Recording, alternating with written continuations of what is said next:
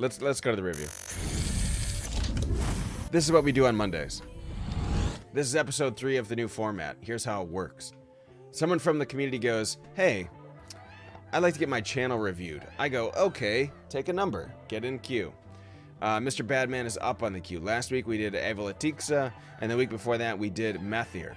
You can find the people. Oh God, I don't like looking at myself. I'm just kidding. I love it. You can find the people that I've reviewed on this channel so far just below this panel. There's a box down there called Certified Fantastic. Go down there, look at the 4 that are on there. Those are the most recent reviews that I've done. Those are all great people. You should go click on them and go support them and follow them, or whatever kind of means of support you'd like to do. But check them out. They're great. Mr. Badman is up today. He is a member of the communities. I actually met him in April, and I remember that date because that was the day that Visions, who's a big streamer, a duos partner of the doc, raided my channel when I was playing PUBG with like 850 people or some insanity. So I, yeah, a bunch of their guys stuck around, and it was, one of them was Mr. Badman. So he kind of came over from that. So, and now you see him in the bar, you see him in everyone's channel. So this is Badman's channel, and as usual, we're going to take a look at the panels first. So if you have any questions as we go along the show, feel free. But basically, we're going to take a look at the panels. We're going to take a look at some VODs. We're going to look around on the Twitch channel. We're going to go to the socials. And then we're going to look into the stats. So it's kind of our mode of operations. Doctor, how you doing, buddy? Good morning to you.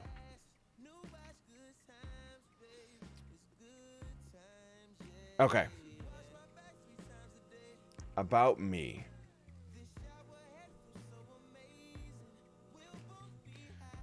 I would almost like to see a picture here. It was his face. That'd be awesome. But that, I guess, maybe that's a bias because that's kind of how mine is. It's my face, and I like looking at my face. Maybe that's what it is. I don't know what to type here ever. But I was told this is a good idea, so here's some random info about me. I like it. For a suggestion, delete that first line. I like the info down here.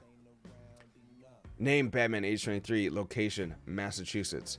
Stream often, no, I'm more of a casual streamer. I stream when I play games, when I work.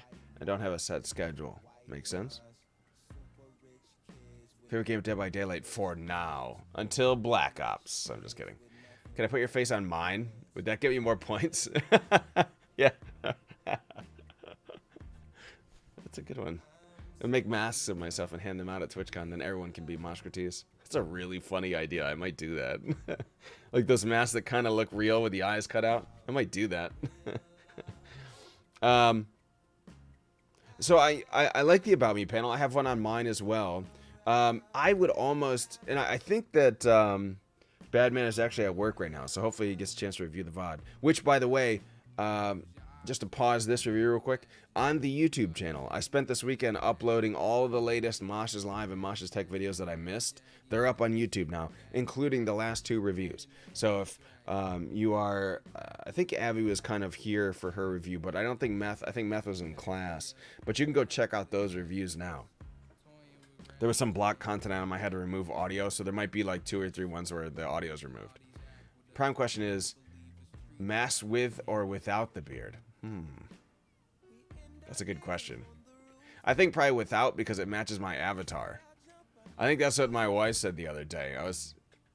We were talking about shaving, and she was like, oh, maybe, was she the one that said it? It was like, well, now you match your avatar. I'm like, oh, yeah. I remember that was Abby that said that. I forget, someone said that. Okay, so anyways, I would take the About Me section, take all this information you have here, put it into a paragraph format. I like, lists are good, but in this case, I think it's better to write a more fluid paragraph set with the same exact information. There's nothing wrong with this information. Just format it in a different way. Schedule is fine. What I would do, take this out, put in that schedule extension. The one that I have on my page, but pretty much everyone uses it. It's like the Streamlabs schedule something. I could just go check instead of being an idiot. It's called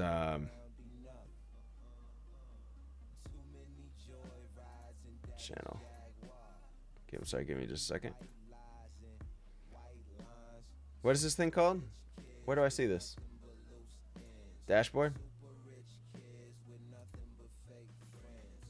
My extensions. It's called Streamlabs Stream Schedule and Countdown. Get that one. It's pretty universal. Everyone seems to use it, but I think it does a really good job because it also counts down to the next time you're live. Take this information, again, good information, put it into that extension. You'll be good. If you want to donate money, click the donate image above to go to Streamlabs. Mr. Badman, disclaimer, all donations are final.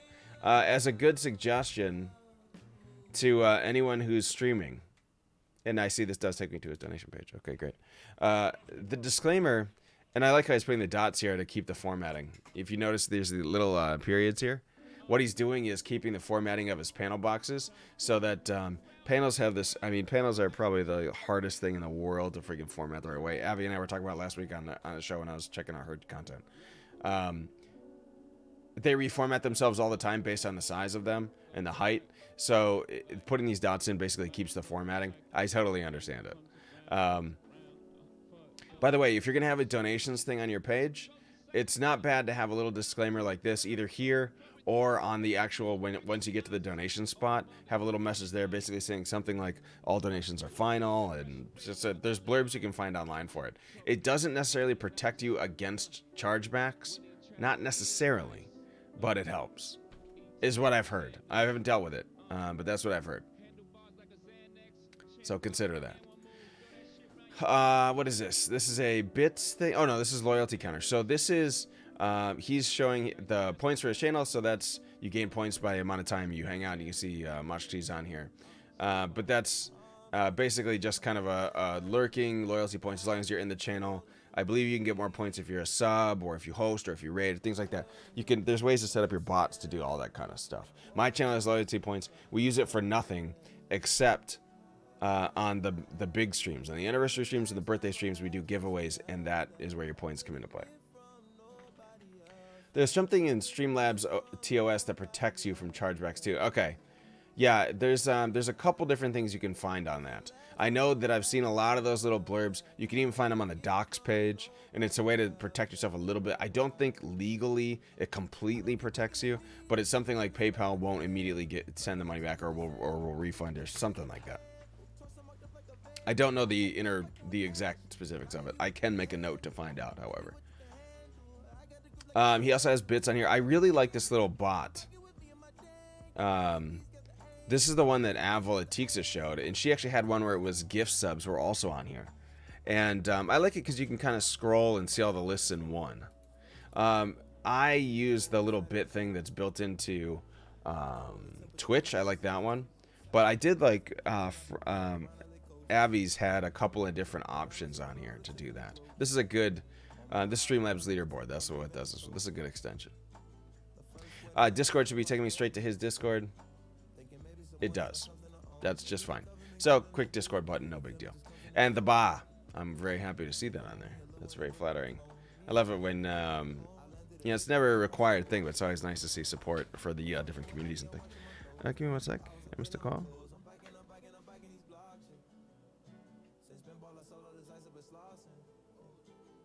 Oh, no voicemail, so I guess not important. I don't recognize that number either. Okay. Let me actually turn my phone up a little bit just in case. Okay. So, the bar. September 20th. Okay. Just making sure it's not like kids' school or something. So, the bar is a community that Badman's a part of. It's a community that I founded with a couple other people, great people, from Babby Ponies and PBU. But there's a lot of people in there. It's kind of a streamer growth type of community. You have to be affiliate status to be in it, but it's really great, and that's flattering to see this on here. Suggestion on things to add. Suggestion. Socials. I would love to see a box that just said socials, and then you list them or something like that. Twitter, Instagram, YouTube. Highly suggest YouTube. Connected to your Twitch channel. But the socials, I know he has a Twitter because I tag him in stuff. I don't know how often he uses it. We're going to go take a look at that in a minute. But I love to see socials on here. Can't think of what else is usually on here. Let me look at what mine is. Yeah, the social media, donation. I list my communities out, about, subscribe, some information about subscribe. And then I have my little extensions and my sponsored things. Okay. Yeah, same type of stuff. Okay. No, yeah, this is fine. I would just add the socials thing down here. That's it. And yeah, Discord's probably separate from that. Plus one more here would give it like a good feel. Although if you just take out the schedule and add the extension, yeah. And this is a good order too, by the way. If you don't have an About Me section, I suggest the very first thing you see is schedule. Very first panel. The rest is kind of irrelevant, but schedule should definitely be the prominent thing at the bottom of your show. Because new people come in, they don't know what time you stream regularly. They take a quick scroll down, first box. Check me out tomorrow, 9 a.m., something like that. But pretty good down here, and I like the formatting of these boxes. They're all the same. I think he does his stuff by himself. The art and stuff on his channel. But it looks good, and it actually matches the background of the Streamlabs leaderboard as well. Hey, Bill. What's up? Okay, let's take a look at we'll take a look at his VODs, and then we're gonna talk clips a little bit. What the hell's Pummel Party? I think I saw him playing that. I still didn't know what it was. Thank you for the host badge, man. How you doing, buddy? Thank you so much. Let's take a look at one of his shows. Actually, let's look at the clips first, and we'll talk about clips.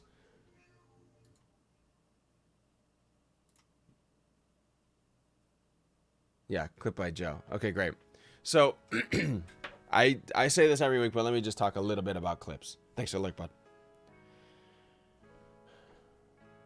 Clipping is super important for your channel. It's super important for channels that you support. So, if you're following Badman, you can see here this friend G.I. Joe, GL Joe. Good luck, Joe. Maybe that's what it is. I don't know.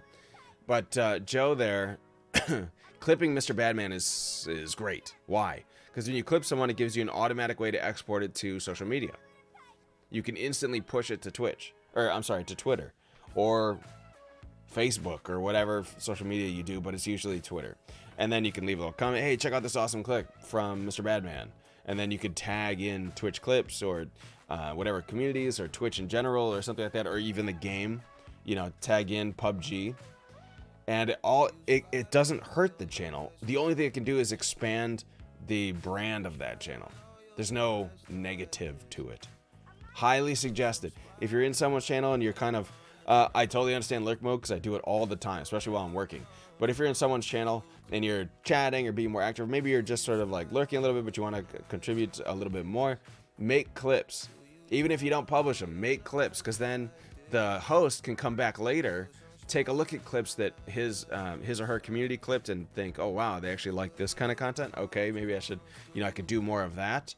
Or I could say, wow, look at all these clips that people made. I can put them all together in a compilation, put that on YouTube. Now we're talking about even more people looking at your show. Clips are awesome. I would highly suggest that you clip your own show. Streamlab or the Stream Deck, if you have it, again, this is a luxury stream item. You don't need it. No one needs a Stream Deck. But if you have it, you can set it up so you can one button click and clip a piece of your show. I do that all the time. Clip my own show, no problem with that. Why? Because when I come back later to make my clip compilations and put on YouTube, I just select all the clips, download them, put them in Movie Maker, done. I actually am in talks right now with having someone do that for me because I don't have enough freaking time. But yeah, these are it's super helpful if you're doing that for your favorite content creators or your favorite streamers. And also, if you are a host, do it yourself. Do it yourself. I cannot say it enough. Clip yourself. If only for promotional uses later. But by the way, we talked last week, you can also mark your own stream now. Twitch added that in where you just type /marker and it will mark that point in the stream. Come back later to your VOD, clip highlights out, share those on social media. All kinds of different ways to do it. Clips are fantastic. Cannot Cannot say that enough. Collections, this is the thing I was so confused. I didn't know what the hell was going on. Last week we took a look at Frump's collections, and that was the best use of collections I've ever seen. I went to big streamers like the Doc, and they don't even use collections. Frump is using them. It's a way to organize your content into groups that you can find. She does it by alphabetical order, so if you go to Ends, for example, it'll be Nancy Drew VODs in there, and she can, Abby was saying it's a way to extend the life of your VODs, because your VODs will only save for 30 days. I think it's 30 days affiliate, 60 days partner, or something like that. Collections last much longer, as far as I know. So you can actually push all your VODs to collections. And Epic and Dorian Eclipse, who knew Hip was right? Events are so rarely used. I tried them a few times. Events are a weird area. And then follows and followers is no biggie. By the way, I like the avatar Batman. I know that's new and you've switched it a few times, but I like the purple. Let's look at a VOD. I want to check out something recent because I think he's been switching some of his stuff up in terms of intros and things like that. 50 days for affiliate, unfortunately, but goes up to 60 if you're a partner or Twitch Turbo Prime. There you go. Okay. Gotcha. Thank you for that info. Yeah, so it's super helpful to make the collections. I think it makes them last longer. I need to find the exact information on that.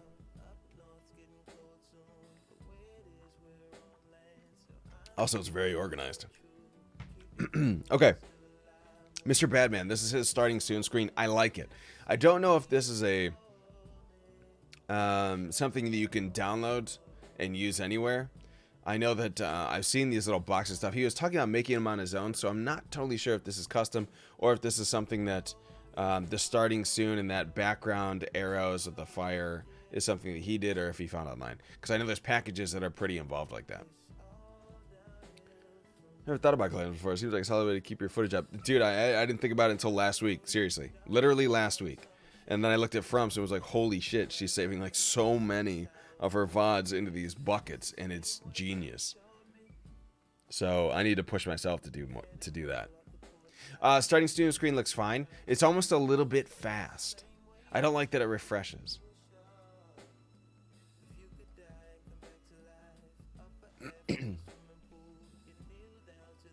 Okay, here's my suggestion. Let me pause. So I like the middle. I have a feeling that Mr. Badman made that middle thing where the boxes all come out and then it spins and then it says Mr. Badman. I like that. First thing, is it possible to switch this style to the purple of your avatar? It might be. It almost would match better. It would kind of bring in the avatar into the thing. Text is fine. Could maybe be more bold, but it's still fine. I don't like that it says stream starting soon, and then in little blue letters at the bottom it also says stream starting soon. It looked like maybe what happened was you had an original starting soon screen, and then we found this arrow one and we sort of layered that in the background. I would use one or the other or combine. I would probably get rid of the blue text on the screen and just use the balloon text that's popping up in the background there. It looks a little more artistic.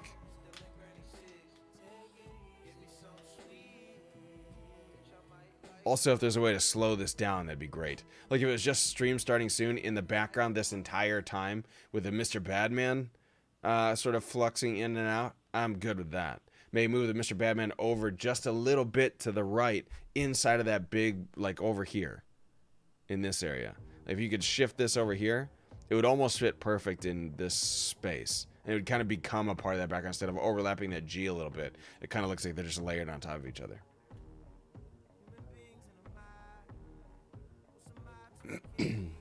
Yeah, if those colors went to that purple up here and then spun out into the purple avatar, Mr. Badman, that would be excellent. That would fit right in, I think, with the theme, with the color theme.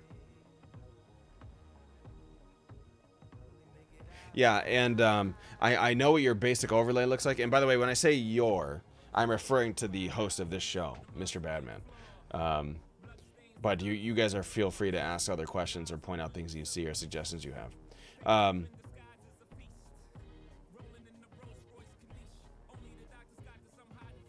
Is that shadowed? It looks like that is almost shadowed onto the background. Look at that. It's expanding and then it's shadowed. Do these overlays come together? That seems strange to me. Because they're overlapping a little bit. Anyways, the arrow thing, the thing with the arrows going like that, that he uses that on his regular overlays, on his little pieces inside the show. So I'd almost suggest keeping those and reworking this top overlay that's saying Mr. Badman into a different way. Maybe shrink down the box a little bit and move it over into that arrow, I think would probably be the best solution. And if we can keep that streaming soon from bubbling or restarting, that'd be perfect. Or at least extend the timer. Let it restart every like 3 minutes or something. So it looks like the show starts just about at 8 minutes. Which is good. If I go back just a little bit. Oh no, I'm sorry. Is it quicker than that? Yeah, it might start right at about 5 or 6 minutes.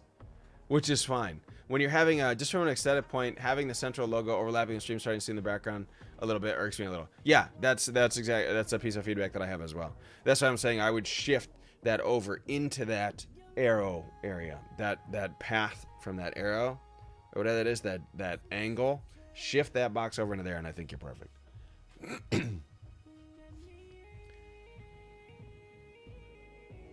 And by the way, when you're having a starting soon screen, so I know some people use the timer, like a countdown, 10 minutes until I'm live, 9 minutes, 8 minutes, 7 minutes, 6, whatever, until you're live. Some people use that, and I think it's really great.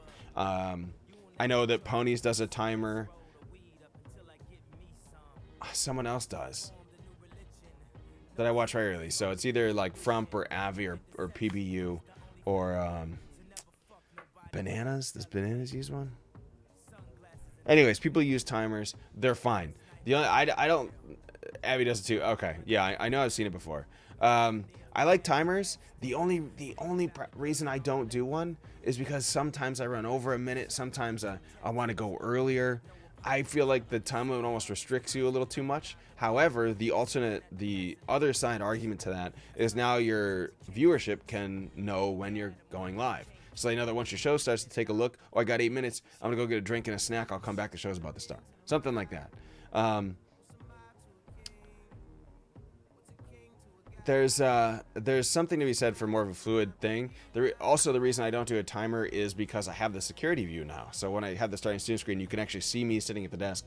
Just the volume, my mic is muted, but you can see me working and setting things up. So you know that I'm about to go live. So you know I'm ready. If the security view is up and I'm not at my chair, you know you have a minute. But it gives me more flex time. I got to check work stuff. I got to come here. I got to do something else. I'm not a timer person for my channel, but I like it on other channels.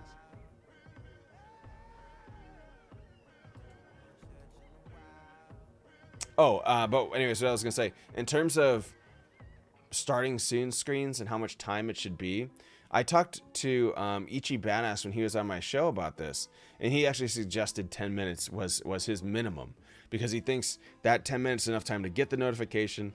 Maybe you're upstairs, you're eating dinner, you're like, oh yeah, Ichi's coming online. Then you have a few minutes to get downstairs or get to the TV and put him on or something like that.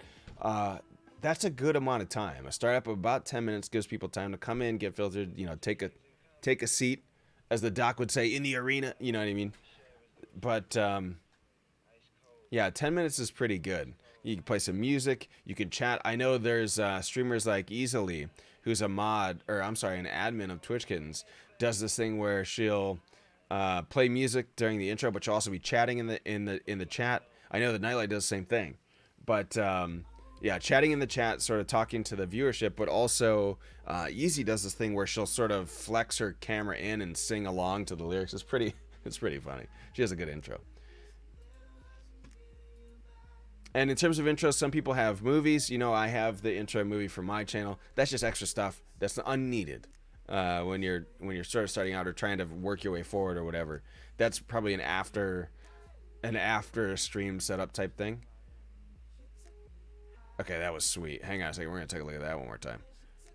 But, it's all about resources and what you can either do from yourself or what you can pay for, essentially. Toasty Bros, thank you so much for the raid. My thing is not shouting out people automatically. I keep saying I'm going to fix it. I'm doing it this week on the Tech Show. Thank you so much for the raid. Fortnite. Yep. I've actually been playing some Fortnite. I don't usually stream Fortnite, but I've been playing last few nights with my brother, and it's been a lot of fun. How are you doing today? We are doing a channel review of a community member named Mr. Badman, taking a look through VODs, and we're going to do statistics in just a minute. If you have questions about streaming or Twitch theory or anything like that, feel free, we'll get it answered. I saw a little bit of an extra intro here, which I really liked. I actually like it even more than this beginning stuff. Like, it was really neat, and I think he did it himself, I would bet. Badman is a little more artistically talented than Mosh is. I have a person that I go to and say, I have all these great ideas. They're so good. Lynn, help me. I go to my designer and my artist to have her do it for me, because I am not that good with Photoshop or GIMP or I think some of this is, what is that? Toasty Bros the tech tour, some good content about budget builds. Oh, really? Okay, I'll have to check that out. I'm gonna actually, let me just bring that up on the side so I remember that. That kind of stuff I'm always really interested in. It's like the tech show that I do. So yeah, so I take most of my stuff to Lynn to have her do it, because what's the other Adobe suite called that you can make these movies in? I think Audition is the audio one. Adobe, what the hell is it? It's part of the Creative Studio. Yeah, this right here. This looks good. I like this. That was awesome. I don't think I'd seen that little quick piece before. That must be his general transition. I wonder if I can find that elsewhere in the stream. That was really good.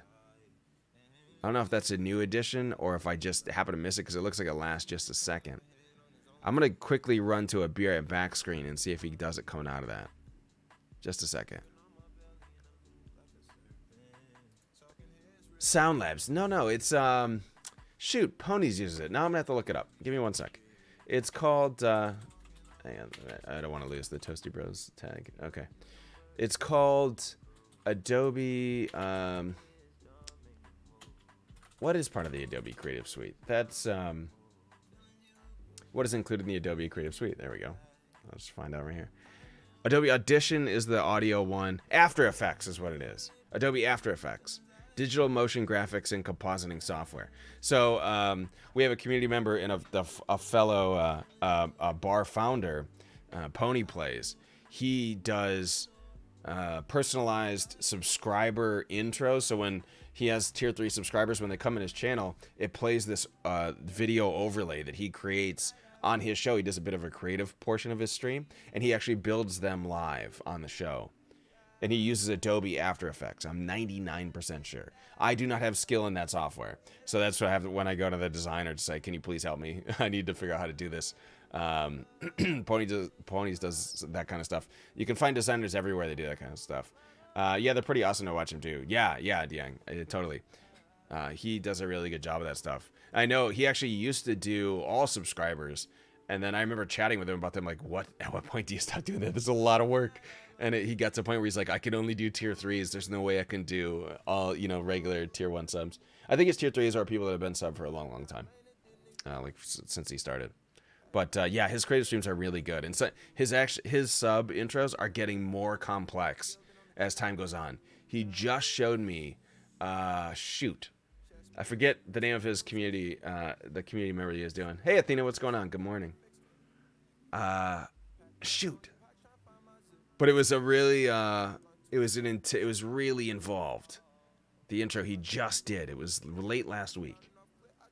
Might have been on a Thursday show. I have to go back and find it, but it was awesome. If you have a chance, Pony, I'm gonna shout him out. He's not here at the moment. But he plays Destiny. Destiny 2 is his main thing, but he does a creative stream where he builds these sub intros, and they're really excellent. What was the figure? Yeah, I'm trying to remember. Shoot. I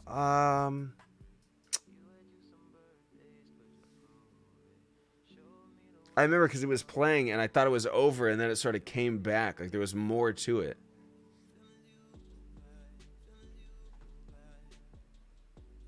villain. Is that what it was? That doesn't sound wrong. Anyways, you can go check out Pony's show. You can see him build them live, or you can see them just when his subs come into the channel. But it's really great. I love this Be Right Back screen. I love that it's a little translucent is the wrong word. Transparent. It's alpha'd in the background. I want to see if he does that transition coming back to the show.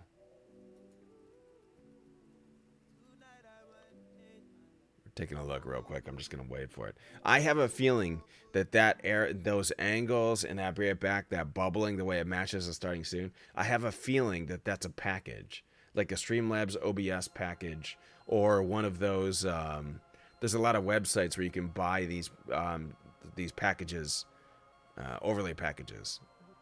So I have a feeling it's that. It looks like something with the smoke. I see that in a lot of them. Yes, he is doing it on this. So that's his transition. I like it a lot. That's an A+ transition, Badman. I don't know if when you watch this show back, because I know you're at work, that's an excellent transition. I like it a lot. I just had to be sure that you're using it everywhere. Let's take a look at it one more time when he comes into the show here from the intro.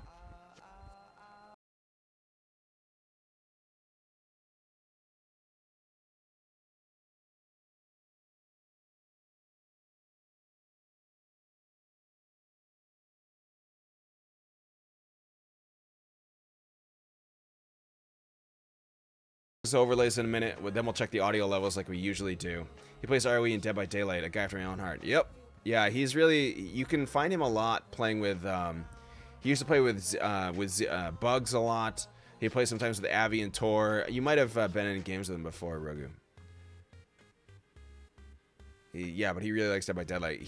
I don't know if he's a mod, but I know he's a member of the Visions community. I was talking about Visions earlier. He's the duos partner of the Doc and of Vis. I think he's TSM now in that esports community, esports group. But he's been a huge supporter of Visions for a long time. So him playing Rings of Elysium, that's right on. Because that's Visions' main game at the moment. Until Black Ops comes out, probably. Yeah, I love this transition. That's such a cool transition, man. Really excellent job on that transition. Okay, yeah, you see these arrows? I'm have the audio off for him at the moment just while we chat. But, okay, so I want to take a look at the overlays. I'm 90% sure this is a package because it's matching the Be Right Back and the Starting Soon.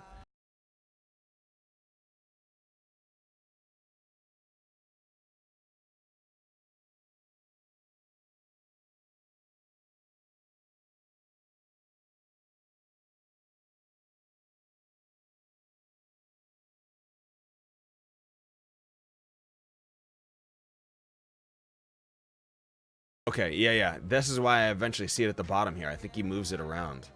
He's trying to find the right spot for it. Yeah, it moves to the bottom for Dead by Daylight, it looks like. Okay, maybe he's trying to keep it out of the way for information for the game, which is great, by the way. If you have overlays that are somewhat involved, you see mine. Mine's just a single bar at the bottom. That's how it is. I don't like to have a big, complicated overlay. I don't have the webcam viewfinder or anything like that. If you do, just make sure you're not hiding elements of your game. I know that... in particular, Overwatch, when I streamed that game a long time ago, I had to move my whole overlay set, or the camera box, over to the right because it basically was on top of the weaponry and my health. I do the same thing for Dead Cells. This is why I'm sitting over to the, what is that, the right side of your screen? I used to be on the left because on the right, it was...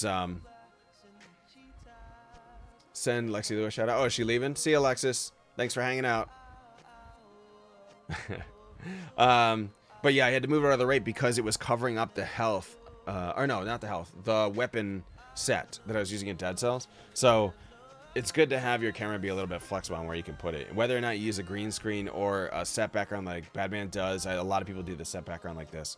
Just be able to slide this guy over to the other side if you need to.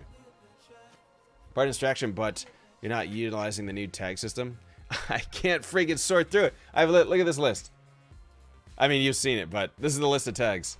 I can't. Thank you for reminding me. But I actually meant to. I have my the dashboard up here. The first thing seems like every time I start up the stream, where are the tags again? I have to go find them. My community, the bar, has it pinned because no one can ever find the friggin' list for this thing. No, you're right. I needed to add them. I just forgot. Once we got started, I got distracted from it. I will add those in, though. Thank you for pointing that out. Yeah, some of the tags are like, where exactly do I fit in here?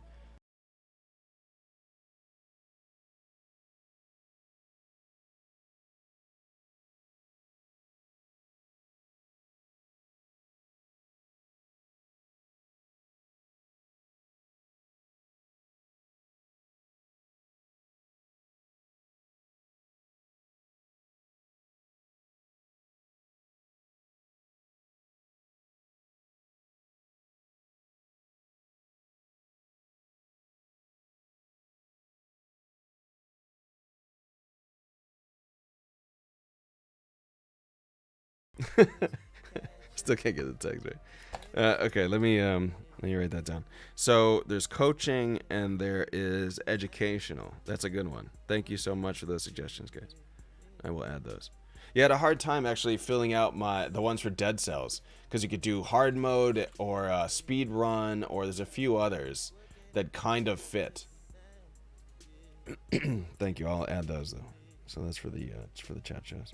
You may also notice that today we're doing just chatting as the category for this instead of talk shows and podcasts. I think that this show, Mosh is Live, this is season 4. In the previous 3 seasons, we had guests on the show, and I think that fit more in the vein of talk shows. I think this fits more in the vein of just chatting. I'm testing it out this week. No fancy overlays for Mosh. I mean, they're fancy. They're just not flashy, we'll say. Mosh, you could do family-friendly coaching, family-friendly AMA coaching and educational for these segments. Family-friendly. I am nervous about that one just a little bit because I'm not super clean language. I try, but I can't guarantee it. Is the only reason I don't, I have a foul mouth from time to time, which is my style. Oh, there's a restrict chat language? That's so... I've never seen that one before. Okay, thank you for that. I added AMA on it. That's a good one, because I prefer the questions. Okay, so let's keep taking a look at the overlay here, and thank you again. So I feel like I made this comment to him before. I don't remember. So one of the issues I have, and by the way, I like the design of it. I like that it's animated. That's fine. If this is your style, this is a really good package. And I'm almost sure it's a Streamlabs package or one of those services. I think there's a few that are out.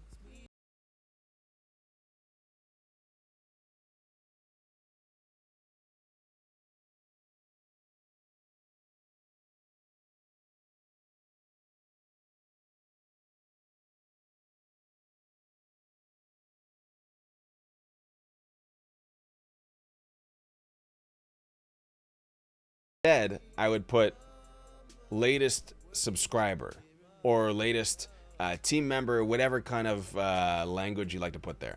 Why? Because having the top donation there, it could put off the vibe that that's what the goal of the stream is, which is fine if it is. I don't think it is for Mr. Badman, but I could get that first impression if I came here not knowing Mr. Badman. The first thing you see, camera, donation. I would change that to latest subscriber, I think. Because, again, you have donation at the top. So you have newest donation up there. You have newest follower up there. You don't have to say anything about subscribers. It is affiliate status, so you can subscribe. So Princess likes fancy, not flashy. Maybe not gaudy is the better word. So yeah, I think I would definitely, the more I look at it, the more I would take that top donation, switch it to latest subscriber. Because you can definitely pull that text out of Streamlabs or Streamlabs or Streamlabs OBS, I think has it built in. I'm not sure, I use OBS Studio. But yeah, pull that out. And you know what? A little bit is bothersome to me. A little bit. is the arrow behind the text on donation below the webcam. Like, I know what it says. I can see it. It's just a little bit hard to read because it's flashing. It's a little bit distracting. Is it possible to take the text where it says Ryan JZ 82 $2, slide that down to the bottom of that box, move top donation over, obviously switch those both to latest subscriber and then the subscriber name below, in my opinion. But put latest subscriber on the same line, make it a little bit bigger text. It'll be smaller than the top donation is currently. Make it a little bit bigger so it stands out from the latest subscriber, but just get the text off the left side of that. I think that the flashing of those arrows is distracting from the text that's there.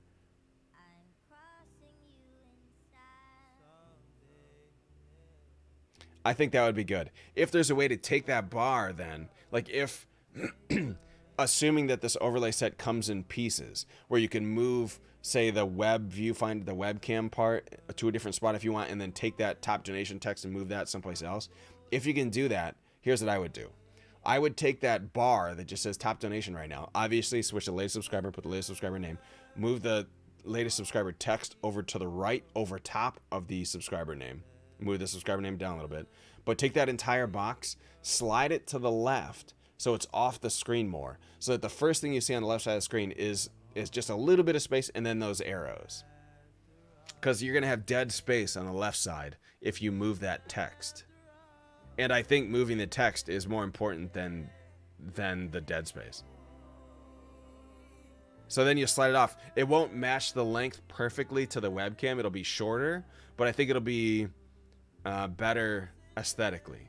It'll be more organized.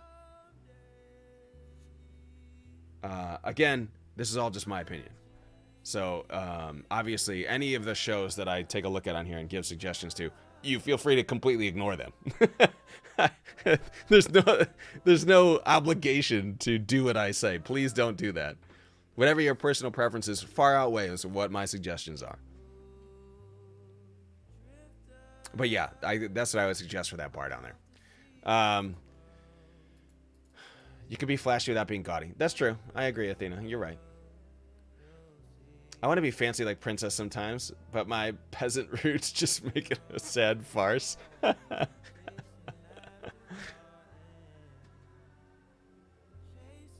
What did ASAP Rocky say on Peso? Peso is the sound clip for bits in this stream. Oh, which by the way, I should probably bring that up. But fake it till you make it. That's a rapper thing. Crazy chains and watches and everything. Fake it till you make it. Let me bring up my a box that I'm missing at the moment. I'm sorry. Just give me 20 seconds here, and I'll bring it up. It's nothing for the stream. It's just something in the background so I can hear alerts and all kinds of stuff like that. I had it closed for whatever dumb reason. Okay, we're good. I often ignore Moss's suggestions. What's the email for Wastebasket? You guys have that one? I don't know if it's universal or not. Let me see. It's Frump's suggestion box on the community. It's a trash can. Okay, yeah. So I would slide that. The top part. See, it's kind of the same thing up here, but again, it's a personal opinion.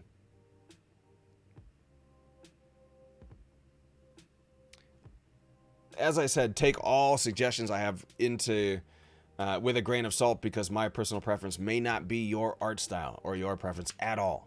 But I have the same feeling up here as I have down here. I feel like the flashing arrows behind are nice, but they're distracting from the text as well.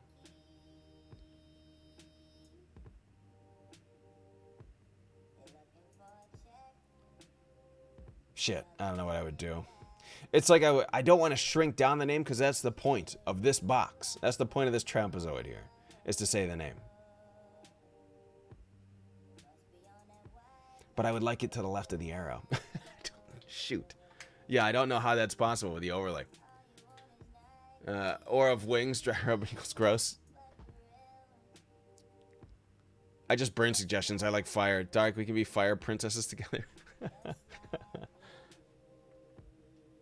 For the new donation, new follower, I think these are both fine. I like these boxes a lot, actually. New donation, new follower. It's all the same formatting, same size. Text is the same. Same size text. Looks really good. These outlying parallelograms here are great. These two. They're great. It's the arrow behind the text, I think, that's bothering me. And again, that doesn't mean you should switch anything. Only do that if you're dissatisfied with it.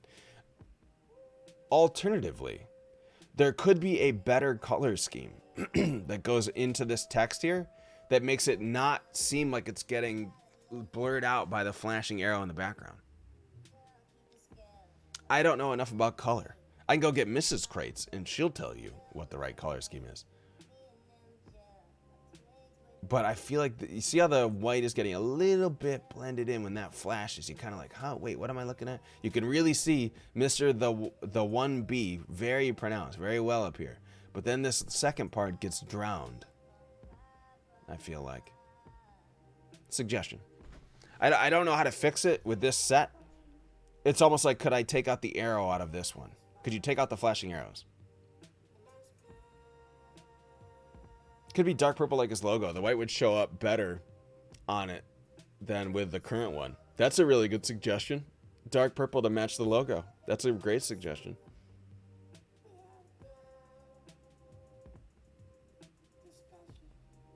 If there's a way to grab those two arrows on that top bar and just cut out the arrows, but leave the sort of, whatever that is, sort of flame animation, smoke animation, and the animation of the box itself, that would solve all these problems. Not problems. That would solve what I'm saying. My opinion. It's the arrows that are distracting. And the arrows over here actually would work even better, because if you move the text to the right and slide that whole thing over so where it's just the arrows on the side of the screen, now the arrows are saying, hey, look at this. This is super important. Latest subscriber. The arrows actually are very, very good down there. The arrow up here is a little bit distracting, in my opinion.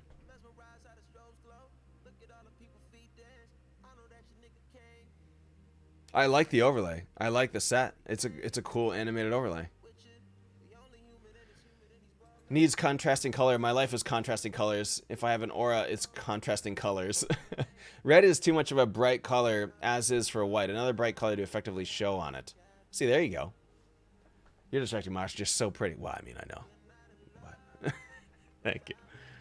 Oh, there's an alert. Okay, so I just missed the alert. Oh, God. Hang on a sec. I want to go back and see the whole thing. So he got an alert came up here for a new donation. Let me go. Oh, there it goes. Crap. I just skipped back probably a couple minutes. It'll be coming up here in just a sec. Oh, no, it still says $7. Wait. New donation, $5. Is the alert delayed?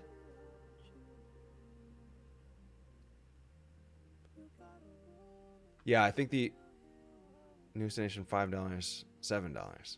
It used to be $2. It looks like the alert might be delayed, or he doesn't have them on at the moment, and then he turns them on.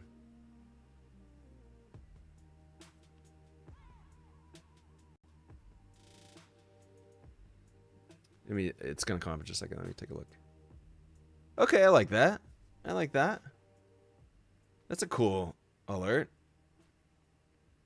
Very nice. An excellent donation alert. A+. It's the beard, Soph. Most ideal is background with light text on top. Yeah. Dark background with light text on top. Yep.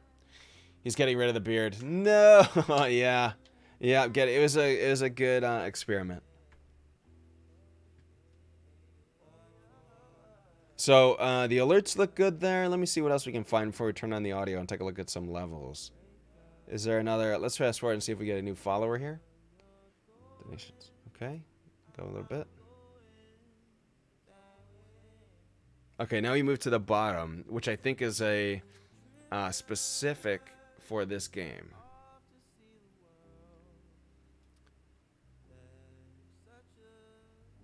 Let me see if we can find a little something to check out that follower alert.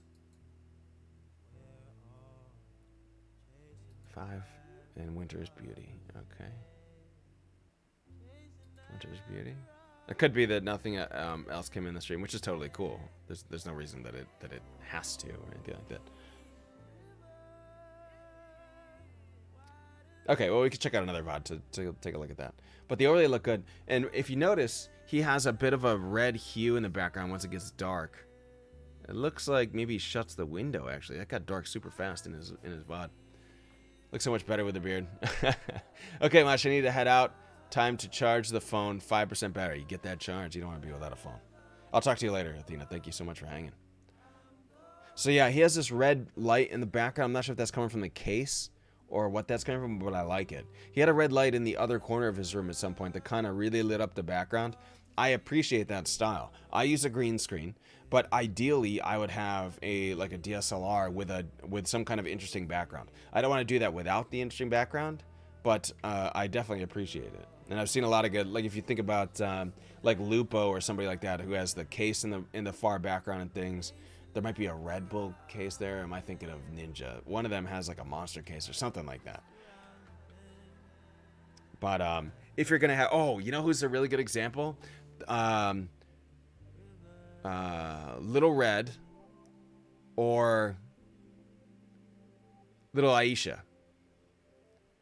Two very large streamers, Just Dance streamers, and I think they're like competitive Just Dance players, but they're really fun. They have a background, obviously, because they're dancing. What are they going to do? Have a green screen.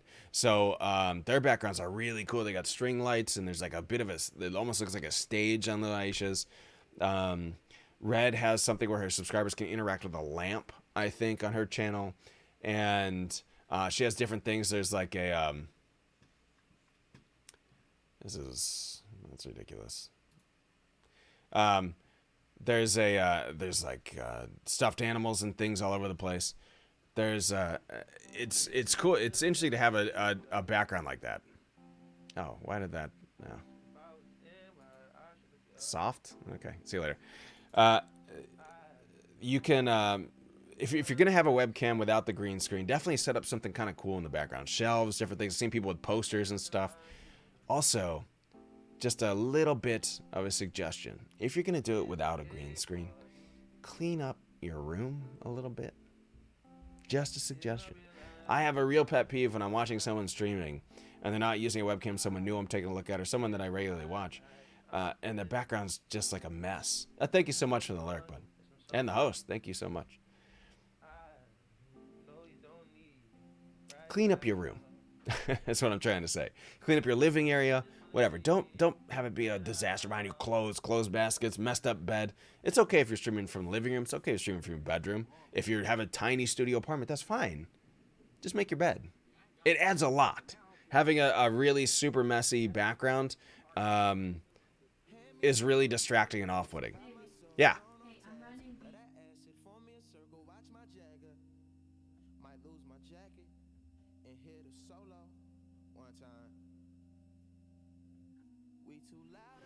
Okay, so yeah, it was just number one suggestion: clean up your room if you're gonna have the web view and not. And I'm not saying Badman's is messed up, by the way. That was weird timing. Badman's room looks fine. That's clean. Don't have anything where I can see clothes on the ground or empty plates or anything like that. Okay, that was it. Let's listen in a little bit, and I'll turn on the music. Give a little listen. See his audio. Is this muted? Can I hear this?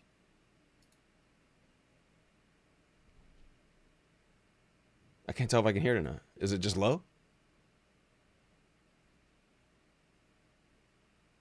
I don't... Yeah, there's no audio coming from that. Let me go back.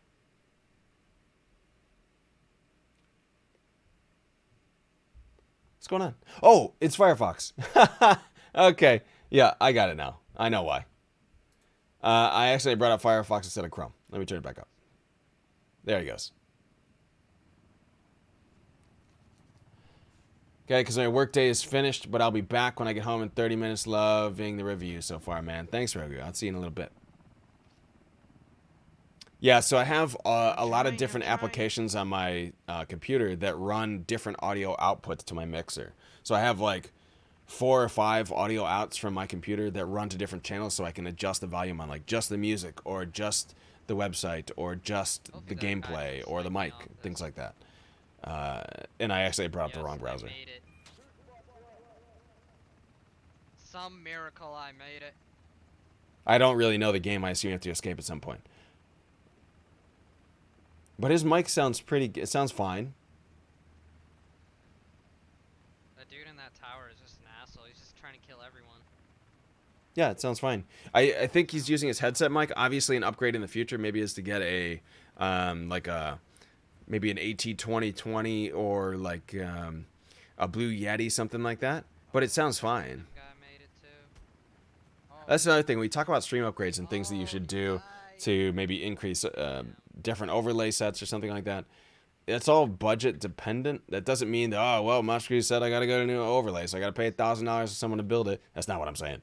It's all whatever's inside your budget. Make a list of upgrades you want to make to your show, and there should always be a list.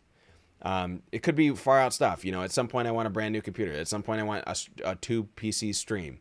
At some point I want a Shure SM7B. At some point I want new lighting. Order that stuff in what's manageable and what's going to have the most impact on viewership. I've had a lot of conversations about, hey, should I get a stream deck? I call it the luxury item of streaming for a reason. You don't need it to stream. It's not something that I need on my desk. I use it because it's helpful, but I used to have tons and tons of different scenes and overlays and things that I have to switch on and off during my show. Still have a few, but it's just a nice to have. Stream Deck should not be on the top of list of things you want to spend money on for your stream. It should be at the bottom once everything else is done, and then you have extra money, and only then if it's on sale, because it goes on sale twice a year for $100. It's a nice to have. It's not a requirement. You could get a lot more bang for your buck in terms of return on investment and viewership experience and community happiness doing things like getting a new overlay set, fixing a tiny overlay thing, getting a new webcam, getting a new microphone, even completely cheap ways to upgrade. Flesh out your YouTube channel, things like that. Do those first. But make a list and always have a list going. Once you complete one of the things, let's say you bought, Mr. Badman buys a new mic or something, cross it off on the list. Go down to the next thing on the list. What point of money do you need to save? Is that a donation goal thing you put on your stream? Figure out exactly what amount it is. Maybe put it on the Amazon wish list and link the Amazon wish list onto your channel. Maybe there's a viewer that wants to do something like that.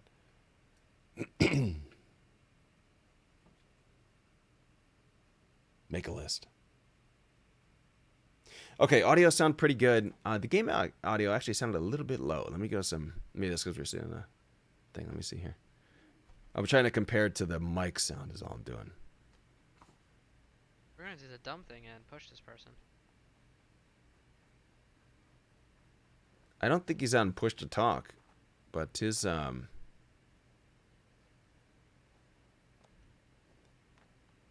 maybe his keyboard is super soft, but I don't hear any background noise.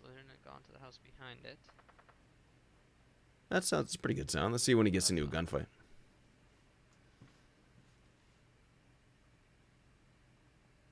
Should be soon, maybe. Try to find one.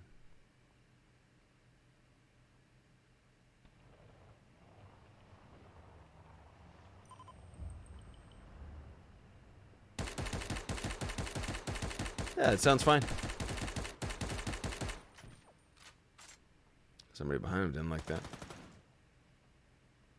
Yeah, no, the sound sounds fine. Microphone sounds fine. There's not a lot of background noise. I know sometimes on my show, I my work computer has a fan that's kind of malfunctioning, so you'll hear it really speed up. You're like, "What is that noise?" Sounds like an airplane hangar or something like that. Background noise is a problem for me. I've been trying to find a hardware gate for a long time, and I can't seem to make anything work. But overall, the cam quality looks good. I bet this is a C922 right here. I would bet. It looks good. Looks good. Sounds good. Yeah, that stuff's good. So the main suggestion I have for the show is the overlay, the little overlay chat we had. Take a look at that. Not a requirement, but just something possibly to change. I want to check out his socials real fast. There's no link down here. Well, not down here.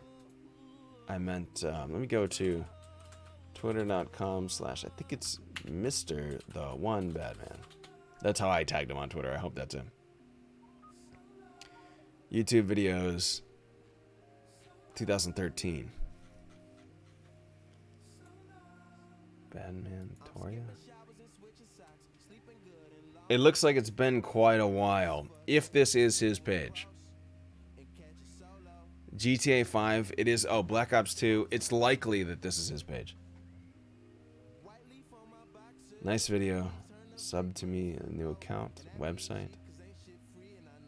Wow, this is like 5 years ago. This must have been a previous life, stream-wise or content creating. That's cool to see people that have been doing it for so long. I would, oh, these look like auto pushes from YouTube, actually. Suggestion, active on Twitter. Number one suggestion. Get out there, get, actually, you know what? I can probably look at him on Discord to see, to see his link stuff. Let me take a look real fast. He's on the communities. Mr. Badman. Oh, it's got streamer mode. Let me turn that off real fast. Twitch or Twitter is not linked on here. Okay. Suggestion. Link your Twitter into your profile on Discord. Link your Twitter into your channel and be more active on Twitter. Twitter's fantastic, especially for getting the word out, for supporting communities, all that kind of stuff. Definitely suggest it. I think Instagram's probably the same way, so we're not going to go check that out. I do want to check YouTube real fast. Mr. the One Bad. Let me see if I can just find him. Mr. the One Badman, most viewed YouTube videos? Why is he making a social blade? I don't want to see that. I'm going to say probably no, that there is no YouTube channel. So, do that. Get a YouTube channel up. Twitch has made it so easy to take your highlights and to push them to YouTube. I think I did 7 while I was playing with the kids on Saturday before like 8 a.m. We were playing in the basement. I would just click export, go back, do something, play with them. Click export, play with them. It takes no time. It exports automatically. The only problem you're going to have is copyright music if it's on there. But there are tools inside of the Creator Studio on YouTube where you can just remove the audio from that portion. That's the easiest way to do it. Some of my videos have that in them. I mean, it's tough. I'd rather listen to music I want to listen to than have, you know, a 10-second audio gap. Something to consider. YouTube, Twitter, Instagram. Get them. Instagram, I think, is actually really important for streaming and for content creation because it gives your viewers a different look at your life. You can write a lot of text. You can write a lot of go live things. It's different if the way I use my Instagram is basically my socials. Basically, Twitter is there's go live stuff, but there's a lot of community support stuff. I'll comment on different things and we'll just chat about topics. YouTube is basically where I export clips, highlights, and these chat shows that I do. So that's on the YouTube. Instagram is a lot more personal life stuff. So you see pictures of videos of my kids. We're playing, vacation, something is all there. So you can kind of get 3 different looks at the host that you're watching if they do that same setup. That was my goal with creating the social media and the ways that I've created it, is that you can go watch the reviews, because honestly YouTube is way more integrated to every single device in the world.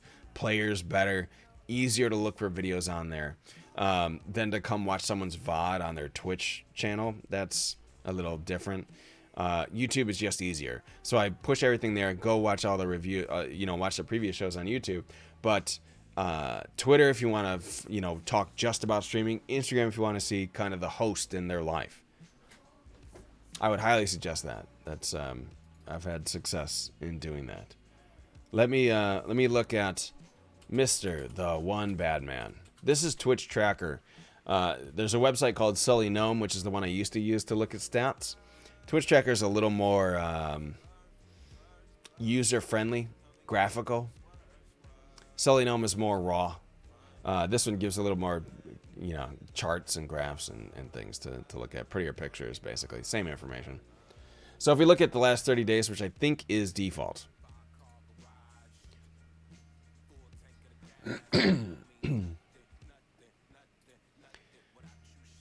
Time stream, 37 hours in the last 30 days.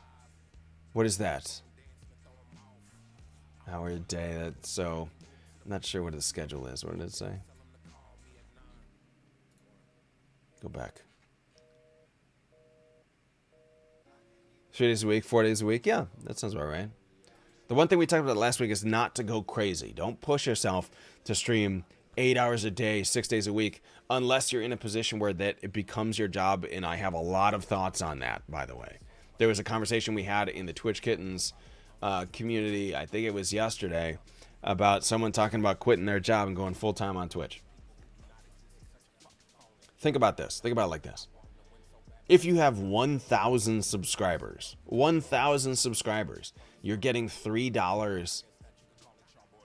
You're getting $3 about a sub, I think, and I think partners can make a little more or less, whatever. Let's say average $3. I think it's actually like $2.50. And let's just say $3. $3,000 a month. That's what you get.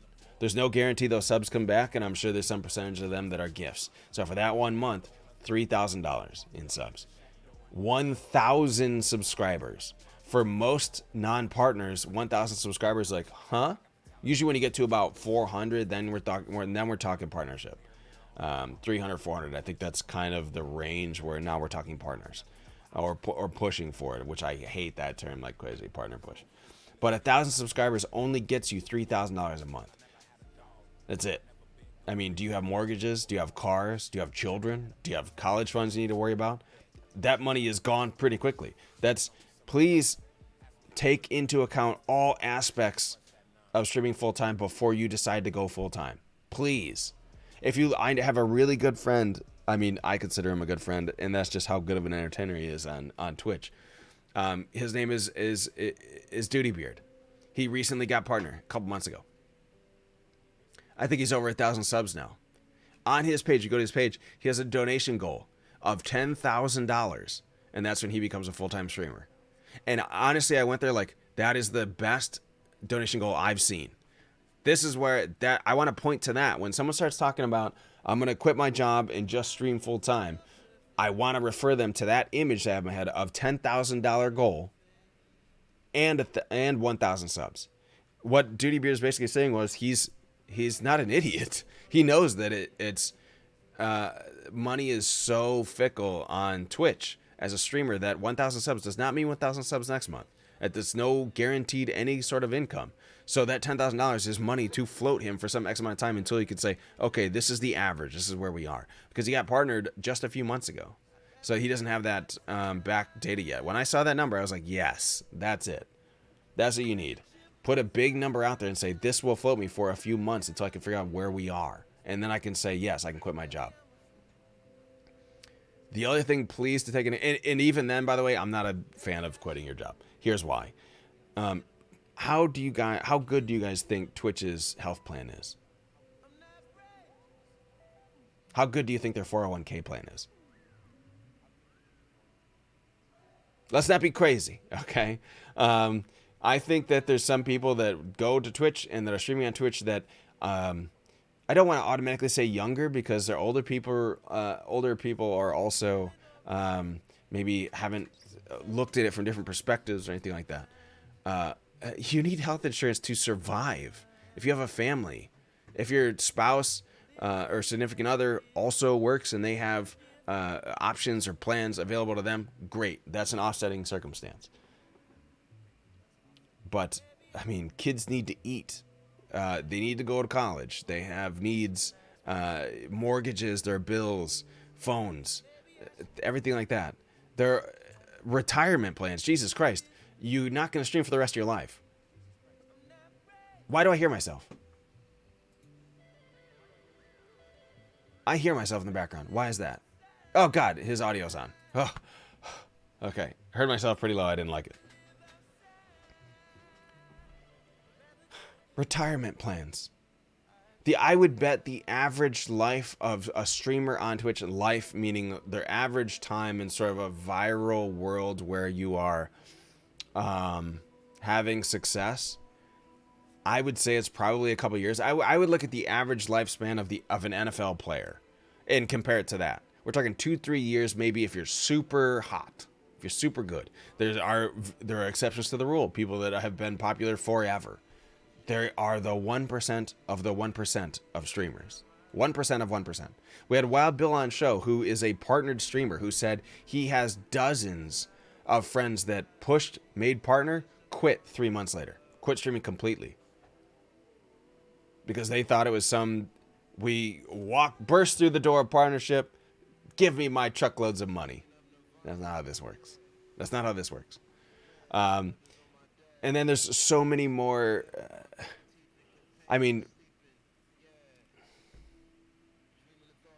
It's depressing to me if I ever hear about someone quitting their job to stream, unless they are a very successful streamer. And by the way, there are very successful streamers who keep a job because of exactly what I'm talking about, because they need a baseline steady income to make and then they can do the streaming on the side to offset as supplemental income to make up so much. But basically, if tomorrow their subs are gone and they make nothing on streaming, they get banned for 30 days for whatever, some dumb thing, it doesn't matter. And they have no income for that month. Are you not going to eat? I mean, are you going to do this until you're 70? That's what 401k plans are there for. So you can work for a certain amount of time, and then once you're 60, 65, 70, whenever the right time is, and you retire, you have money to survive with your family. Be smart. Be smart about it. If you have questions, send me a DM. Say, hey, Moshkrates, should I go full time? I'll send you a message right back. I promise it'll take me 5 minutes. I'll send it right back to you. No will be the answer. No. Doesn't matter how big. I understand there are exceptions like Ninja with his 100,000 subscribers, the Doc with his whatever X number. I think Shroud talking about 60,000 on Twitter the other day. Those are crazy numbers. Okay, at that point, if you're talking about in that range and it's a steady couple of months, then yeah, it's probably time you could probably quit your job. But you need to have backup plans where you are setting money aside to put into an IRA plan or running your own, traditional IRA is probably the way to go, but you're putting your own money away each month, each week, set aside for those times. You have college investments, 527 plans for your children, plans for the future. This is a topic I could talk about literally for hours because I'm older, because I have jobs, because I've worked a schedule where I have a full-time contract that I work. I have 2 side contracts that I work as well. And you'll never see me quit those to stream. If I get 50,000 subscribers, then there's a chat about if I go part-time on that work. It's just, run budget scenarios, come talk to me. I will help you. Be smart about it. There's a lot of people that do that, and then everything becomes a nightmare budget-wise. They can't afford their rent, and that's when they stop streaming, because all of a sudden they quit their job, realize they can't make it, and now they have to scramble to find a job. When you could have just had something on the side this whole time. Could be part-time. Anyways, that was a completely distracted side talk. I love that topic. I would love to talk further about it. If you have questions about it, come holler at me in DMs. It does not have to be on the channel. If you are concerned about something or if you're thinking about it, chat to me. My Discord link is below. Join the community. Send me a DM. I'll talk to you immediately about it. Let's look at Badman. Average viewers, 6 last 30 days. That's good. Peak career viewers, 9 last 30 days. Down 35% from the previous month. Huh? Can we take a look? Let's take a look at 30 days. Unique views, 151, 14% down. Hours watched is up quite a bit.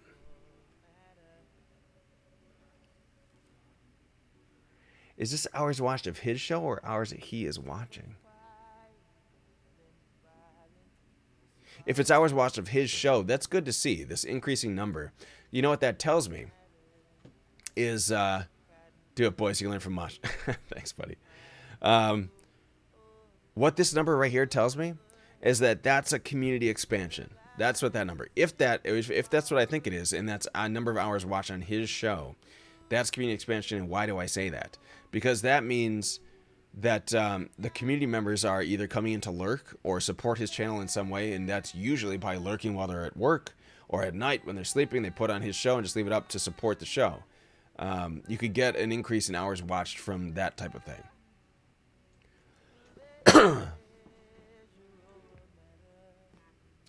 I can't remember when he got affiliate, but I think it was in the last 90 days.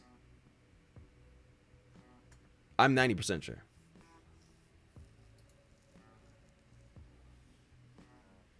Let's look at last 30. Okay. So this sorting is really nice. This is where this website beats selling them by quite a bit. I talk a lot of times about games played, about how you need to narrow it down. The idea and kind of notion is that, or proven fact, or whatever you want to call it, is streaming one game only every day if it's a popular game is the easiest way to growth. That's how it works. If you find one game that's a hit and you stream only that game every single day, you could be successful a lot quicker than someone that's a variety streamer. Myself, I'm a variety streamer. I do 2 shows a week. I also play about 6 games a week. You know, I like to play different stuff. I like to play new games. That's just how I stream. Some people can focus more on a single game and have much more success. I like to see, ideally, I like to see someplace in the middle.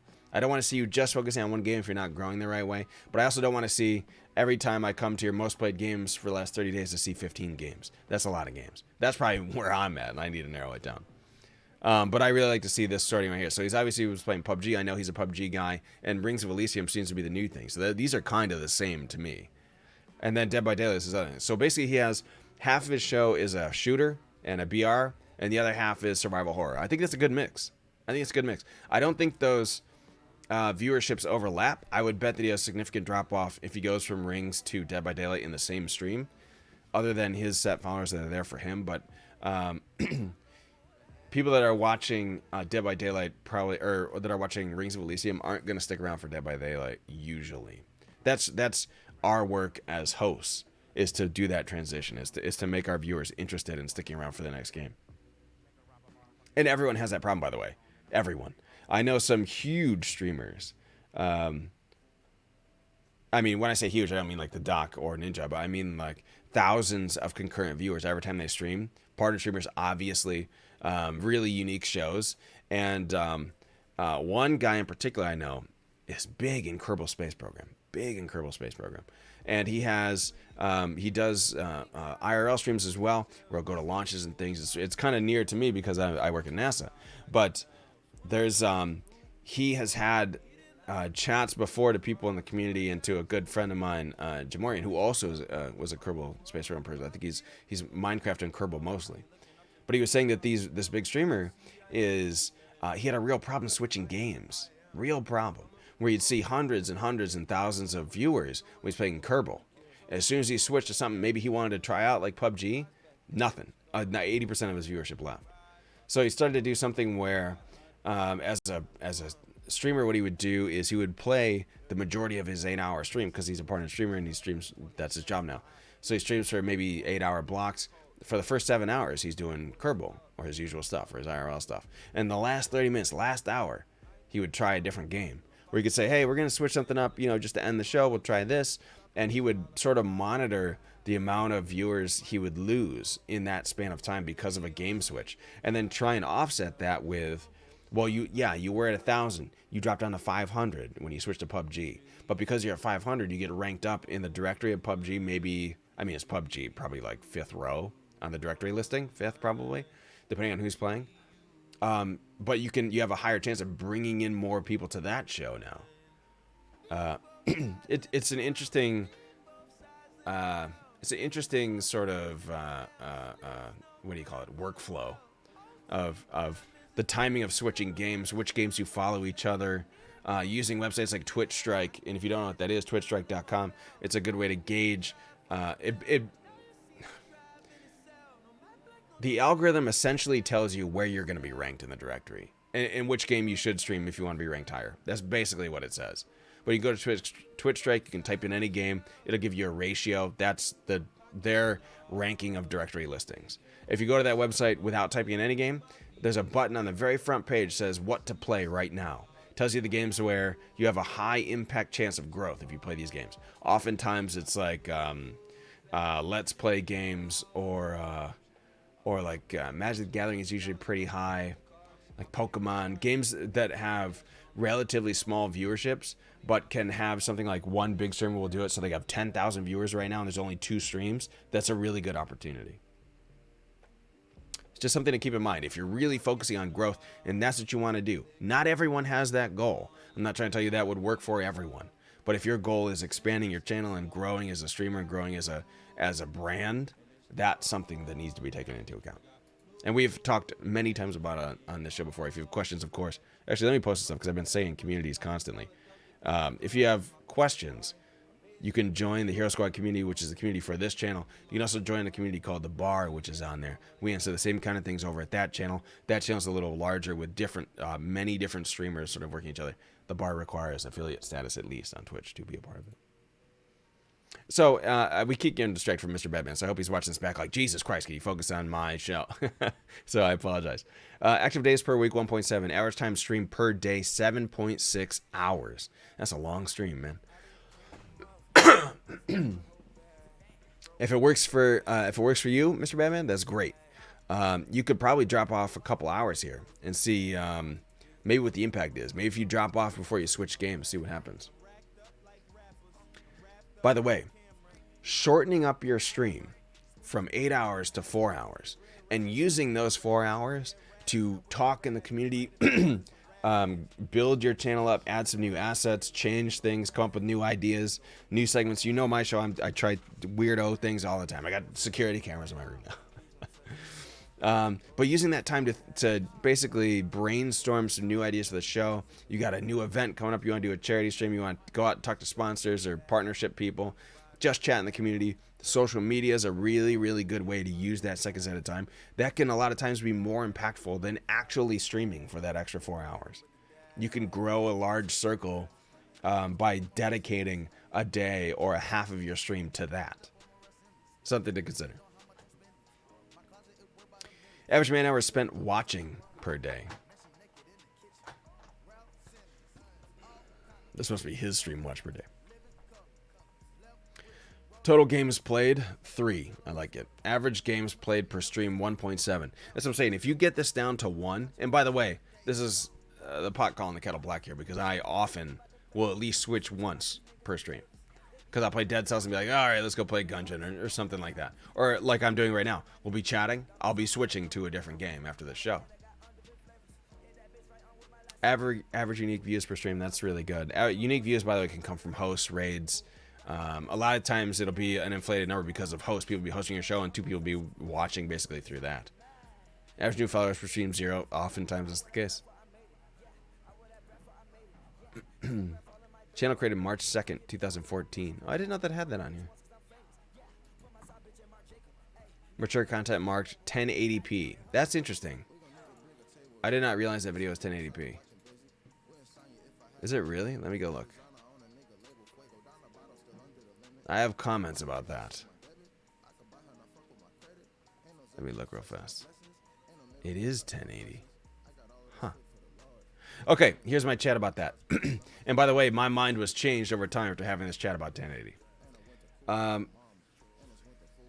One of the things I do on the show is me being weird and neurotic about hardware. And I'm a huge fan of always having the highest quality product possible. I need my show to be the highest quality show, sound the best, look the best all the time. That's my own side neuroses. That's not even a joke. I'm not really underselling it. Like my lighting's in the wrong place. It will bother me the entire stream until it's fixed. That's some OCD thing or something. I don't know. But 1080-60 is the highest quality that you can do on... did you tell everyone you won't be streaming Wednesday morning? I did. We talked about that because of the a field trip. Yes.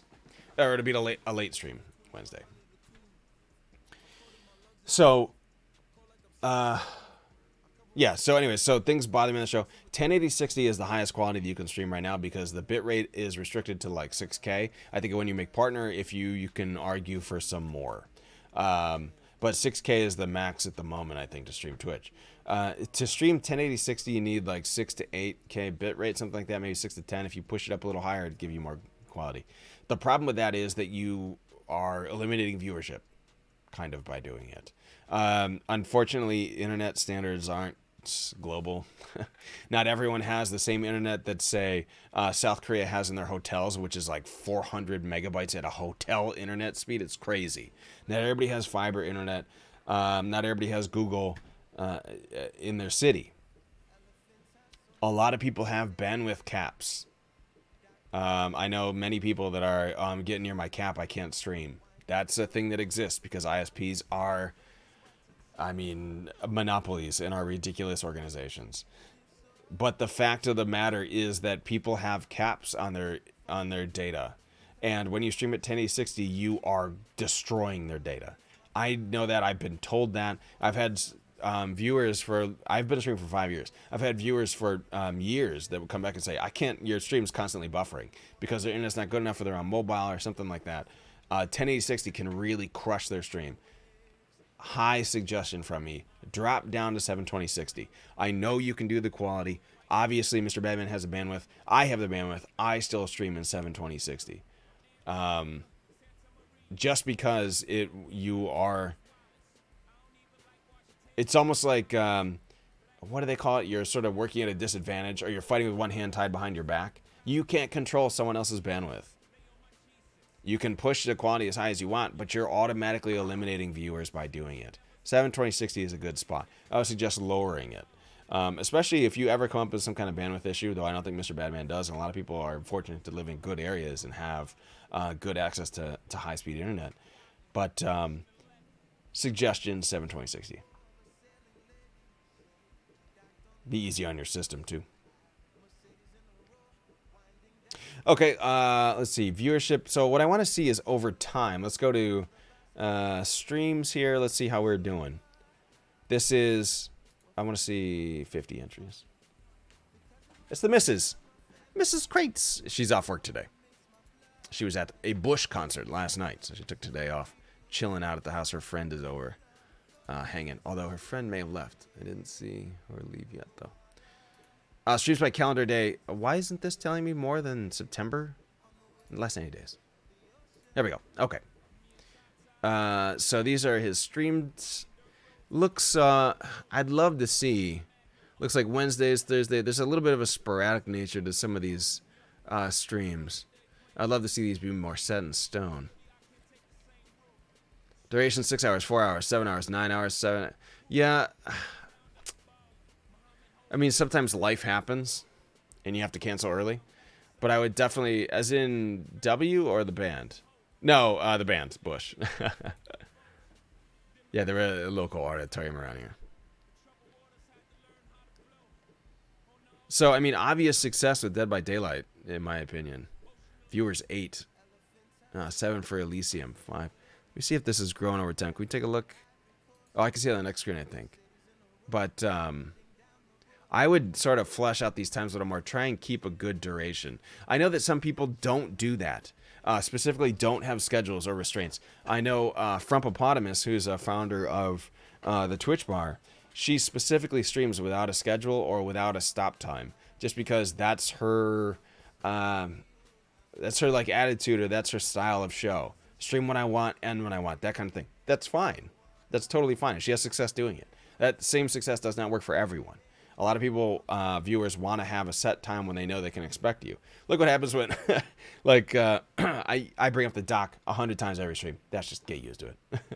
But the doc, if he's like 5 minutes late for a stream, 5,000 Twitter messages. What the hell's going on? Are you okay? You know, people like that set schedule. They know 3 o'clock I can see whoever. They know 2 o'clock, they know 9 a.m. Mosh is going to be on this show. Or somewhere close to that, which is why you want to follow the Twitter. But I would look for a little more solid or similar duration times, if possible. Right around 6, something like that every day. Not every day, you know what I mean, based on your schedule. So let's take a look at, what are we looking at? 90 days, games played, let's see how we're doing. Total airtime, 45 hours. Obviously, we're having a little bit of a wait towards Dead by Daylight, which works. It's a good game. It's actually a really good directory game, too. Warframe had some success. Same with Star Wars Battlefront. Total airtime 1 hour. That's probably why it was a minimal amount of time streaming. But average viewers being 6 for Dead by Daylight, not too much different than Rings or PUBG. I think that Dead by Daylight can be higher with a couple of tweaks, a couple of small tweaks. I think if you light that social scene up pretty good, get on Twitter more, put more out there, guaranteed we're going to get more. Dead by Daylight is a good growth game. If you are a fan of Dead by Daylight, you like playing multiplayer games, it could be really excellent for growth. We have a friend named Gothix Model, who streams almost only Dead by Daylight. She does a little bit of a cosplay element too. She has a lot of success just streaming Dead by Daylight. Look at the stats. This is my favorite page. I'm kind of a stat geek with Twitch. So we're looking at 90 days right now. Let's take a look at these weeks since July 4th. Okay, so this is probably one more thing on this side. I have to come more. So let's look at if we've grown. Hours watched. Okay, let's go average viewers. 5, 6, 5, 6. So hovering right around the same area. 9, 11. What happened in August? What happened here? Why do we have 11 all of a sudden? What happened in this week? Can we take a look into this week? August 27th. Let me look. Week of August 27th. To this, can I mark an end day? August to, yeah. So here to here. Apply. What happened? Follower increase. Unique views. Views per hour, 2.9. Delta views, 21. Followers, number of streams. 1 stream. Okay, that would be why. We streamed once in that week. So a lot of times you can look at these numbers and say, oh, I had a lot of success doing this and I played this game then. Obviously, if you get 1 stream, your average is going to be a little bit higher than if you stream 5 times that week. That makes sense. Let's go back. But the viewership looks to be about the same. I think we can increase it a little bit. It looks like you probably had 1 or 2 streams here as well. Oh, an increased time of hours watched. Oh, no, that was just from the viewership.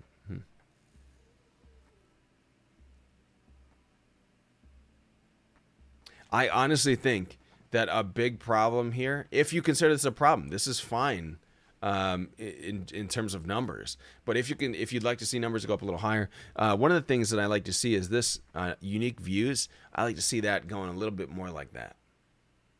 Not so much like this. You want to see a little bit more of an increase. One really good way to do that is social media. Jump on that Instagram, jump on that Twitter. I'm not saying necessarily just do go live posts, although they help, but be a part of the communities, retweet stuff, comment on other streamers. Just give a little shout out. Hey, I'm not streaming today, but go check out this person. They're great. Because you know that person's coming back to like that and to thank you. And now they're talking about your name. And that's the way to spread the brand around. That's the way to do it. Alongside rating and hosting, obviously. Follower increase. This graph means very little to me. Followers are really kind of a misnomer. And I think a lot of early streamers get distracted about follower counts. I have seen many streamers 5,000, 6,000 followers, 2 average viewers. That could indicate a follower program. There was an episode, I believe, last summer where mobile Twitch got really pushed, and there was a ton of new followers in that time frame. And you could really capitalize on that if you're playing the right game at the right time. But so people got a huge boost from that. There's follower programs. Followers tell you almost nothing. When you put in your partnership application, one of the questions is not how many followers do you have. That's not a question. It's average concurrent viewership and unique views, and speed and density of chat they take that into account with partnership. Well, if you have a question on that, we can talk about that separately. But I know 2 specific instances where these people, before they got partnered, they are now partnered, but before they got partnered, 100 average viewers for 90 days, probably 100 average 90 days. No partnership because their chat was dead. They want to see some, there's got to be a chat speed because that could indicate that you're not engaging your chat enough, which could translate in Twitch's mind to Twitch is a business. Okay. You need to think about that. Twitch is just a business. They're not here to help you. They're here to make money. That's what businesses do. They have stakeholders. They need to answer to these people. Probably Amazon is the number one. But if they don't see some sort of speed, not speed in chat, but if they don't see some sort of density or interaction with your chat, the partnership is just going to fall through.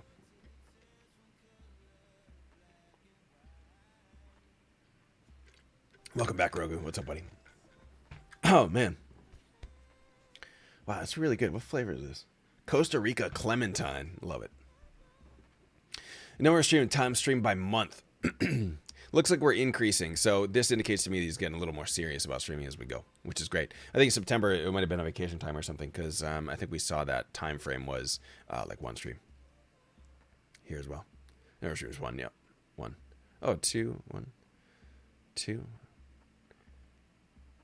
Yeah, I mean, he said on the About Me thing that he doesn't really have a set schedule. I'd love to see a more of a set schedule here. I guarantee this number will just keep going like that. And that becomes the case. Get more consistent for your viewership, they'll be there. Let's take a look at this viewers per hour. I love the unique view thing. And we talked about the stagnation here a little bit. But you can really jump this up on social media. Really jump it up. Activity by hour of day. This basically just tells you when the person is streaming, essentially. You tell this time frame. They stream Badman streams late at night or overnight. Activity by day. I was streaming too. You can see that kind of stuff here too. Activity by month. My favorite example here is that Front Bone stream on the 8th. Every time I think about this, I always see, okay, we're streaming every day. You know, most people have at least one thing every day of the month for 90 days or so, and there's always the 8th is blank. And then they have clips in here, which aren't that important. I think, and we'll kind of conclude with this. Of all the things we talked about today, the biggest impact, I think, that you can do, and you're playing the right games, you have the right cadence, I think there's a couple big things you can do to help. Number one, let's get more consistent on the schedule. Let's lay out a time. I'm going to be streaming at this time. I'm going to be streaming for this long, and then I'm done. Raid someone at the end, then shout, and then go into my number 2, social media. Get on Twitter. It doesn't matter if you're just thanking people after the stream. Hey, thanks so much for the host. Thanks so much for the raid. Bits, donations, whatever. Some people do that a lot. That's not really my style, although I do it sometimes. But you can be on there commenting on your fellow community members' streams, retweeting, answering polls, putting up your own polls. What games you guys want to see me play this week? I see that all the time. Just general questions, maybe tweeting at developers, at companies, get your name known, get the brand out there. All that kind of stuff can lead back into the unique views going up. Then we're talking about followers going up, which, followers, but you can talk about everything else starts to fall in place. That's kind of how you expand your brand. Everyone talks about community. It's great to have your own community. It's great to have your own Discord and to run your own thing. That's all a part of this brand marketing idea, where you need to keep increasing your social spheres. It's the same idea with raiding. At the end of your stream, when you're going to raid, you do not select the same target every day. That will help you not at all. That will not help that person at all. Why? Because after the first time you raid them, more than likely, let's say 30% of the people that are actively coming in on the raid follow that person. Maybe more. Maybe 60% follow that person. Now that person's likely to come back to that channel. That's helping them grow. Next time you stream, you have your usual people, your regulars in the channel. Go stream that person again. What happens? 10% new followers. Because everyone followed last time. Everyone supported last time. They know that person already. It is really a good idea to keep track. And this is, I have said this several times. I know someone that makes bots for Twitch.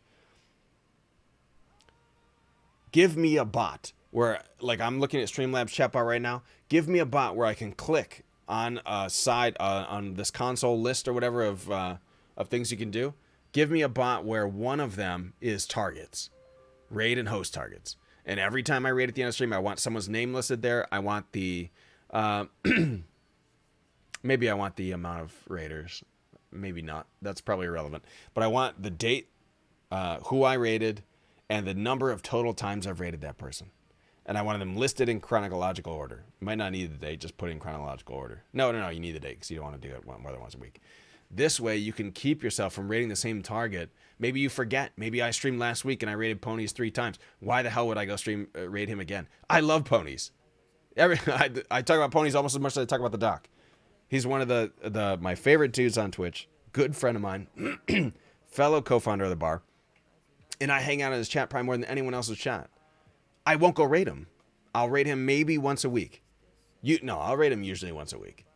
But it's because most of the viewers that are regulars that I know also love ponies. It does not make any sense to introduce someone to ponies who already knows ponies. That's what you need to think about this.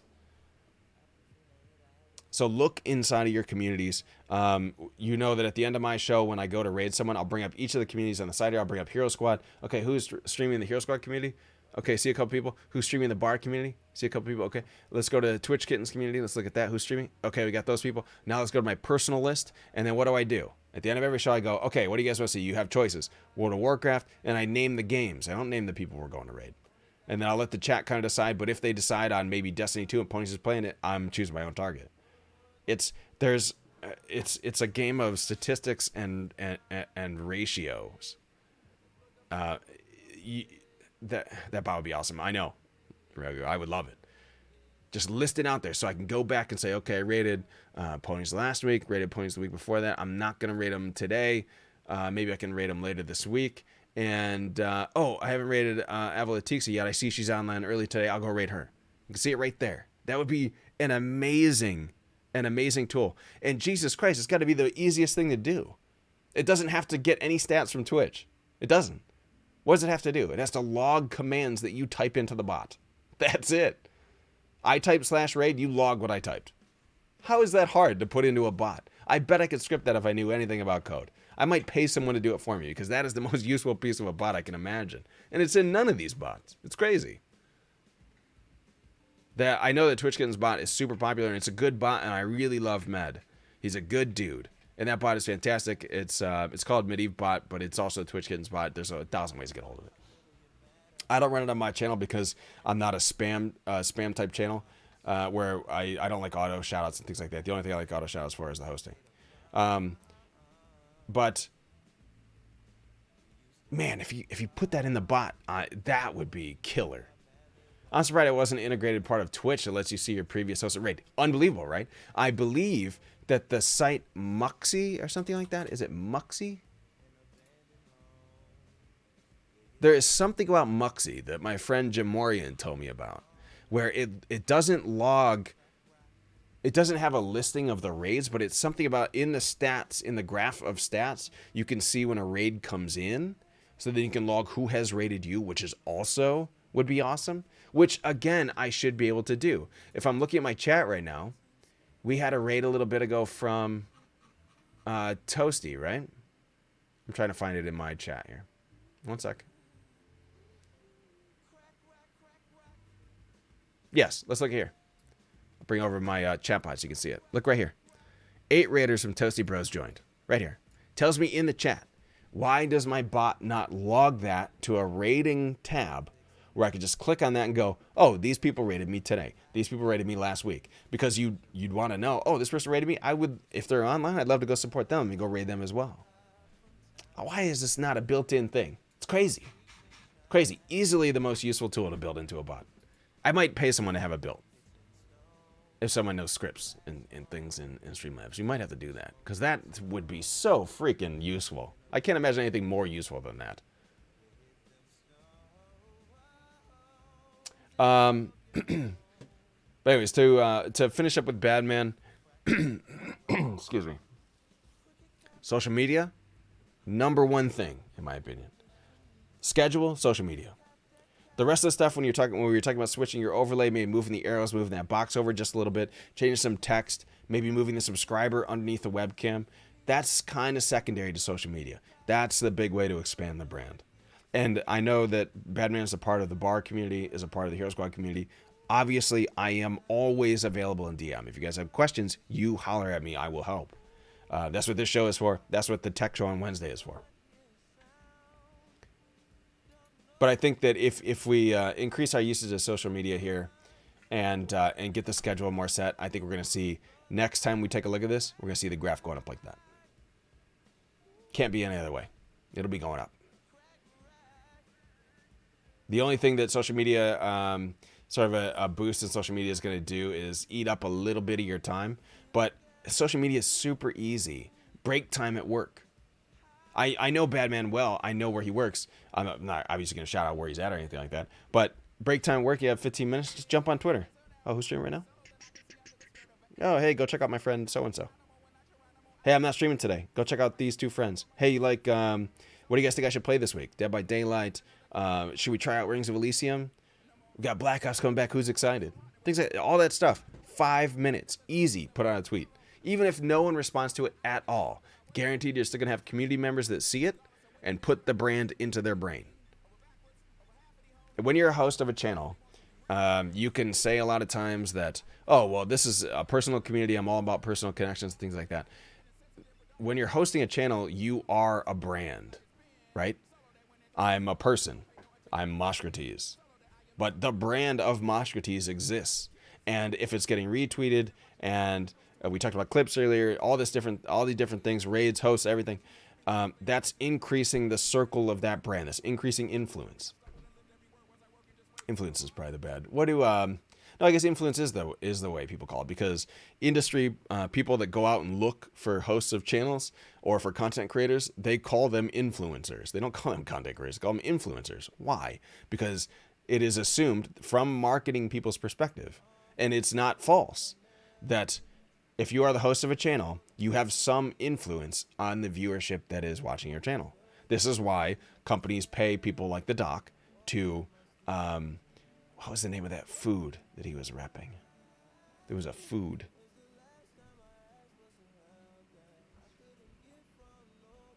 Devour meals. I think it was a frozen meal. It was probably like a healthy frozen meal, something. This was before his whole fiasco, so he may have lost his sponsorship. I'm not totally sure. But he was sponsored by a food brand, because the food brand sort of realized, wait a minute, this guy has 25,000 people watch his show a day. Like, he obviously, or we can assume, he has some influence over the decision making of the people. That's not to say this is not a Jim Jones thing, but it's you have some impact on how you show products on your stream, how you show a game on your stream, what products you represent. You have some influence over who's watching it. That's how advertising works. And it works the same way in social situations. If you're out at a bar and talking to your friend, hey man, what games you playing lately? Oh, I can't wait for Black Ops 4. You're promoting that brand. You're promoting it to your friend. Now that brand name is in their head. Oh, Black Ops 4, that's coming out. Oh yeah, my friend told me about that at the bar last week. It's a thing. I know sometimes people get weird talking about branding and monetization and, you know, I'm not in this for the money, I'm in this for the community type stuff. I get it, and I feel the same way. But it does you no service to ignore the fact that marketing is a big part of being a host on Twitch. And when people approach you, partnerships and things, even a Twitch partnership, you're promoting Twitch. It's Discord partnership. Who do you think you're promoting? Discord. You know, it's all, every one of these companies this is their marketing people looking at this, knowing that. So it's just something to keep in mind. And getting on social media, specifically to Badman, will increase that brand influence. You'll see unique views go up. I guarantee it. If we do this same show with Mr. Badman in 30 days, if you really hit Twitter hard, the rest of this week and the next couple weeks out until TwitchCon, guaranteed if we look at it the week after TwitchCon, we're going to see a spike in views. Just getting the name out there, putting some clips out there, anything like that. As always, if you have questions, Mr. Badman, you know where to find me, buddy. Always on DMs, whatever you want. You can stop by the show. We can talk live. I went through like the first 3 to 4 months of streaming, not even thinking about the marketing side of things. Started paying attention and definitely noticed a difference. Yeah, and it's not, and I totally agree. And that's awesome that you went through that, Roger. It's good to also sort of preface that with saying that you can be knowledgeable of the marketing side of Twitch without sort of succumbing to, you know, I'm wearing only, you know, I'm going to take a little drink of my buy drink right now. Costa Rica Clementine is the best flavor. Go get it today, Sam's Club. You know, something like that. You can be knowledgeable of the marketing side of things and your brand and the influence and everything like that. You can be knowledgeable of it and aware of it without, you know, being a show pony, you know, for lack of a better term. You can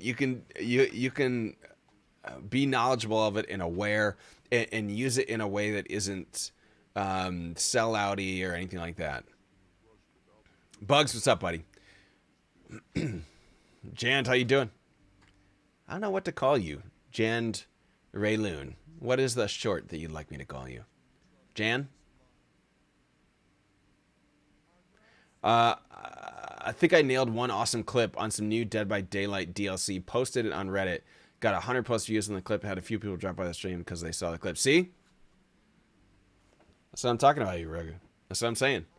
Those clips are unbelievably valuable. Never, ever discount the value of those clips.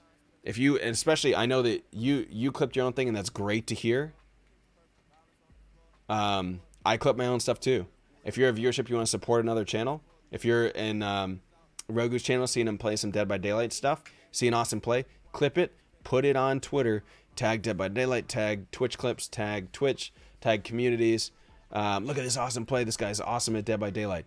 Are you kidding me? That will be such a crazy boost for that host. You have no idea. Something that small. Something maybe takes you 2 minutes. I'm telling you, lurking is great. Chatting in chat is great. There's no replacement for it. Supporting, subscribing, donations, no replacement for that kind of stuff. Bits, all that kind of stuff. I guarantee 90% of hosts, if they actually think about it, would take one clip on Twitter, one clip, tagged with certain things, and, really kind of, definitely sort of supporting the clip and being excited about the clip when they make it and putting it on Twitter, tagging it appropriately. They will take that over 500 bits, over 1,000 bits every day of the week. Because that's a brand influence type of thing. You want to help somebody out, I'm telling you, clips. And that's really great to hear, Rogu. Jan works. Jandra Aloon. Okay. Jandra Aloon. Got it. I should have known that. That's a WoW thing. If you played War, yeah. Okay, got you. Yeah. Night Elves and WoW. Yep. I got you. Jandra.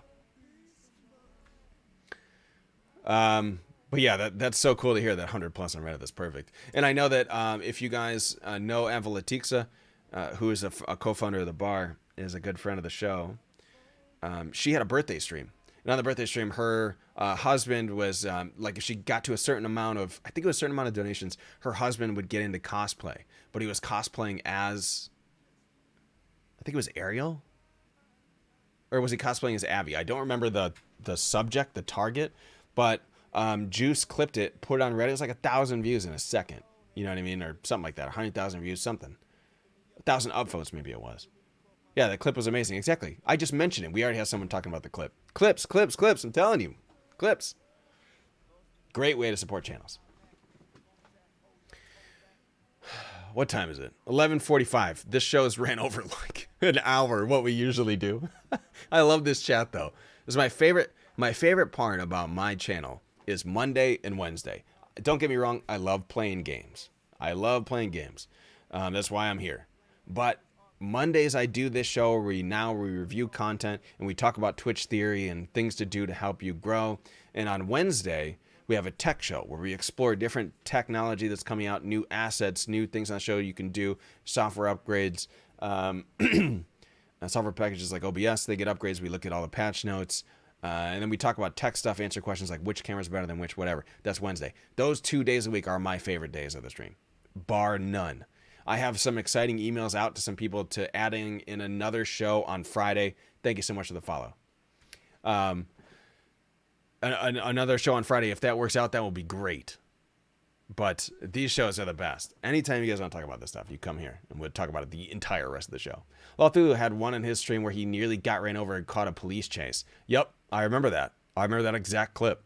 It didn't happen too long ago. Yeah, Lothulu is a guy that is in our communities, and he streams IRL stuff while he's at work. But he's like a courier service. It's really interesting. It's a good stream to see something different. It's really cool. So you have 120K right now? Oh my god. Shouting a streamer out on related discords. There is a Twitch EDU Discord. Yeah. I know about that. We talked about that, I think, like a couple weeks ago. That's a good one.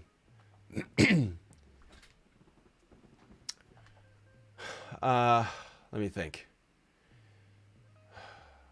I'm getting hot. I'm getting excited to talk about statistics. Okay, let's be done with this segment of the show. Next week we will have. Let me look at the queue. So if you want your channel reviewed in this kind of way, and I don't say channel reviews because it's more like content, because we go take a look at the stats, we take a look at the social media, we take a look at all these different aspects of things. So I don't like to brand it as a channel review. It's more like a complete content review.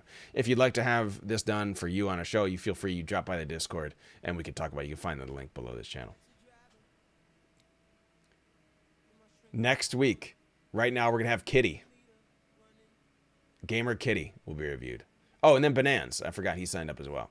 So we got Kitty next week, Bananas the week after. I believe the week after that I might be at TwitchCon. I'm not totally sure. I need to check, calendars. But if you are interested in talking the same way about your show specifically, you don't have to be present. Obviously, Badman's at work. Matthew was in class. Avi was here for hers, but you don't have to be. We can just talk just fine. Feel free. Jump on the Discord. Let me know. Or you send me a DM. That's it. Let's break for a minute. I'm going to switch to a game. I don't know what. I had a lot of fun playing Scum the last time. I actually kind of figured it out. So it might be Scum, Slay the Spire, or probably Dead Cells. I don't know which we're doing. I've had kind of a bad run at Dead Cells the last 2 times I tried it. It's disappointing. Either way, I'm going to leave you with the content wall for now. I just want to preface this. On the back screen you're about to see, there's a new little portion of the screen called the content wall, the creator wall. What I'm doing is creating a wall of pins of other content creators. You won't see my stuff up there. You'll see other creators that I follow, that I appreciate. Their pins will be up the wall. I have one so far. I have several people that are handing me them in person at TwitchCon. If you are someone that is a content creator that has merchandise in specifically pins, I know that a lot of people do stickers. I'm not putting stickers on my acoustic panels. It will just rip them apart. So if you have pins, holler at me. I'd love to come grab one. Especially if you're going to be at TwitchCon, bring them with you. I would love to grab one. I have something in exchange that we'll be talking about later this week. But you'll see the content wall up there. My good friend Metallic Lay sent me a pin. That's the one that's up there. But if you want, I would love to take more stuff and get your stuff up there. It's a showcase the community type of wall, type of view. I'm going to be back in just 5 minutes. I'm going to grab another.